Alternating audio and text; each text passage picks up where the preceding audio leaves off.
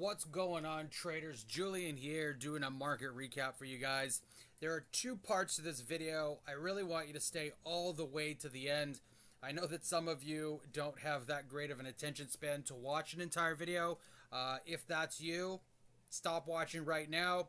If you actually care about your capital and your trading future, I really think you should watch this all the way to the end. I want to start off with a recap of what I traded today. HOTH. Super simple trade. This was a pre-market mover, came straight off of a scan. Same pattern that I'm looking for every single day. 99.9% of the time, this is the pattern that I'm trading. I'm just going to show you very, very simply.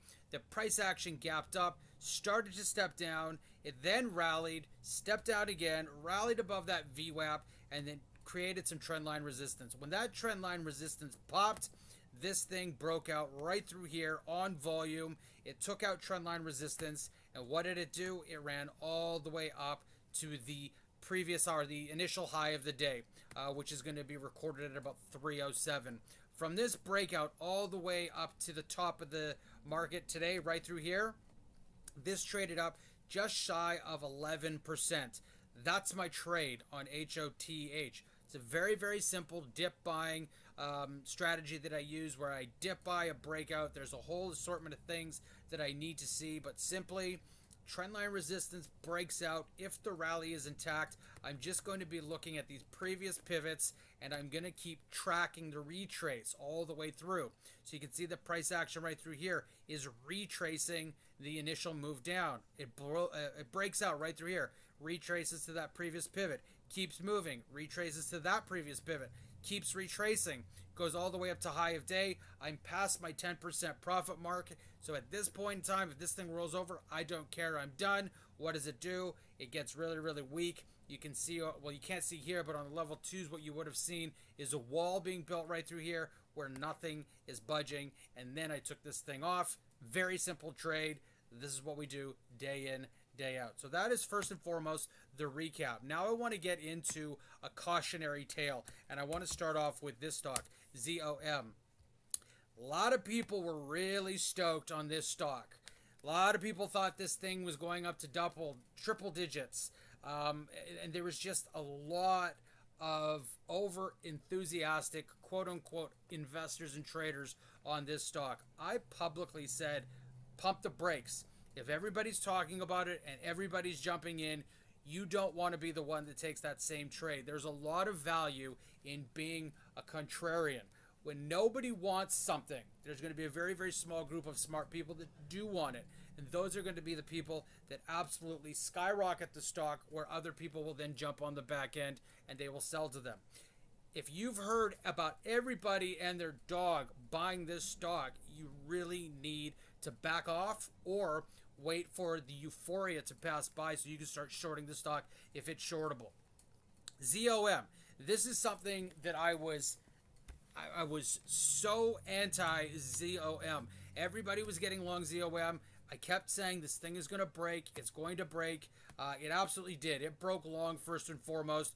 And I was, essentially caught with my pants down on my call there. But what we're starting to see right now is we are starting to see this stock slowly come off. Okay, so these pivot levels are getting lower and lower. We've got a little bit of structure down through here at 171, and you can see that the momentum is turning to the downside. What I would strongly suggest you all look out for is that if this 171 cracks and there are a lot of sellers that come in, this thing is in a lot of trouble. First checkpoint, 148. If that checkpoint is taken out to the downside on more volume, this thing is toast. Again, I was front running this and I was saying you don't want to get long this stock. I was not giving out any advice. I was simply giving everybody my opinion on the technicals. I want to get into another one. I want to get into Nokia. This was another big one where people didn't want to hear the short side of this trade. And a lot of people made a lot of money running it up, but I hate to tell you something. All of these people, these are sellers. Selling, selling, selling. Continuing to sell. A lot of bag holders in Nokia.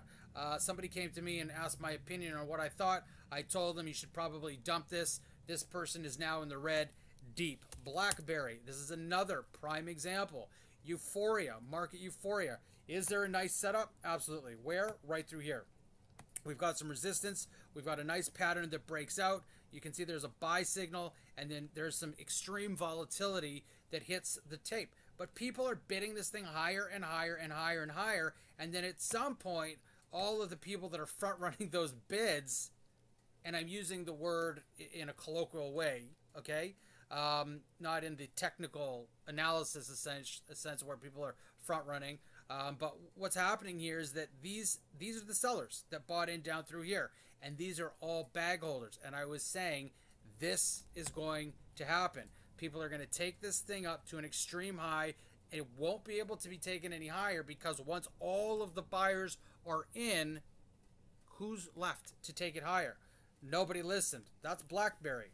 GME. This is another prime example of market euphoria. And this thing rallied, and this thing caught Wall Street off guard, moving up 2,300%. You don't see that every day. This is now bigger than the BPTH trade that we put on about a year and a half, 2 years ago. But this thing also now is just starting to absolutely move lower. And you're seeing right through here that not only is there a transition to the downside in momentum, but it's just losing steam. You've got this very sort of loose floor right through here. You could say that there's some support all the way through here, breakout resistance, a little bit of market capitulation through here. And this is also, again, another level that if volume steps up, bearish volume steps up, and that 177 cracks, GME's in a lot of trouble. And there are going to be a lot of bag holders that are left holding this. Somebody reached out to me today and said that they got in long based on what they heard on Reddit, and they are now down huge in their savings account. God forbid. Like, guys, when these things are getting run up like crazy, let all of the uninformed buyers buy. Let them do that.